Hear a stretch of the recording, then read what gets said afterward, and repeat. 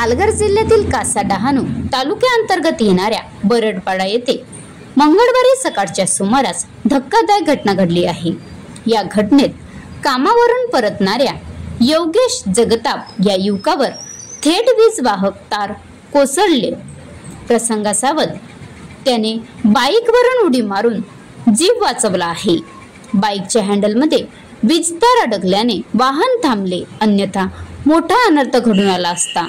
या घटनेची माहिती ग्रामस्थांनी महावितरण अधिकाऱ्यांना दिली व वीज पुरवठा खंडित करण्यात आला, परंतु स्थानिक नागरिकांनी महावितरणाच्या निष्काळजीपणावर तीव्र संताप व्यक्त केला असून अशा लोंबकळणाऱ्या तारांमुळे जीव गेला तर जबाबदार कोण, असा संतप्त सवाल सागर पवार यांनी उपस्थित केला आहे।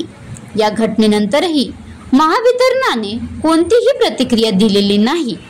नागरिकांनी धोकादायक वीज तार तातडीने दुरुस्त करण्याची मागणी केली असून दुर्लक्ष केल्यास आंदोलनाचा इशाराही दिला आहे। Maharashtra live news reporter Kalpesh Dalvi, taluka प्रतिनिधी डहाणू।